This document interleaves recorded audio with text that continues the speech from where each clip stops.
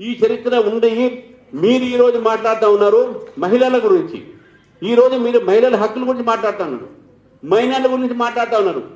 మీ ప్రభుత్వంలో చేసినటువంటి ఒకటి మీరు ఎప్పుడు రిజైన్ చేశారా? కేసీఆర్ గారు రిజైన్ చేశారా? కేటీఆర్ గారు రిజైన్ చేశారా? ఎవరు చేశారని నేను అడుగుతాను. నేను అంతేకాదు, మీ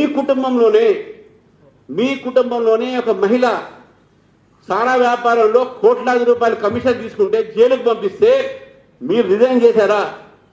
అది ఖాయమే కదా. మీరు రిజైన్ చేశారా? మీ కేసీఆర్ గారు కానీ కేటీఆర్ గారు కానీ నేను అడుగుతా ఉన్నాను. ఈ యొక్క అబ్బాయి బీఆర్ఎస్ పార్టీకి నేను చెప్తా ఉన్నాను, మీరు చేస్తున్నట్టు విష ప్రచారం ప్రజలు మమ్మల్ని తిరస్కరించారు. మీరు ఎక్కడ ఫార్ములా కేసులో అరెస్ట్ అవుతారనో, మీ పెద్దవాళ్ళు ఎక్కడ కాళేశ్వరంలో ఇరుక్కుంటారనో భయానికి ఈరోజు బీజేపీ మీద ఇటువంటి అబద్ధాలు వేస్తా ఉన్నాను. నేను అదే చెప్తా ఉన్నాను.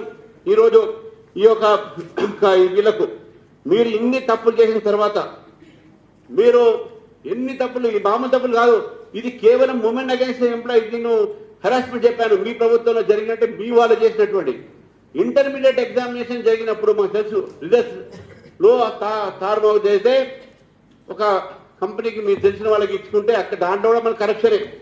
కమిషన్ తీసుకొని ఇంటర్మీడియట్ బోర్డు ఎగ్జామినేషన్ ఒక ఏజెన్సీకి ఇస్తే తప్పుడు రిజల్ట్స్ వల్ల ఎంతమంది విద్యార్థులు చనిపోయారు? 29 మంది సభ్యులు ఆత్మహత్యలు చేసుకున్నారు. మళ్ళీ ఆ సావుకు మీరు కారణం కాదా? మీకు అసలు ఏమి హక్కు ఉన్నది? నేను బండి సంజయ్ గారి ఒక విషయాన్ని, కుటుంబ విషయాన్ని తీసుకొచ్చి ఇంకో కుటుంబం, ఆ మైనర్ అమ్మాయి కుటుంబాన్ని కూడా రోడ్డు మీద తిరుగుతున్నారు.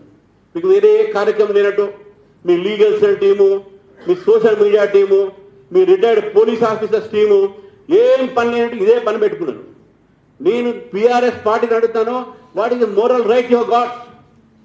అయిపోయింది. What is enough is enough. ఇంకా భారతీయ జనతా పార్టీ ఇంకా మమ్మల్ని బద్నాం చేస్తే పార్టీ మీరు తట్టుకోలేకపోతే మీరు రాజకీయాన్ని విత్డ్రా కాండి.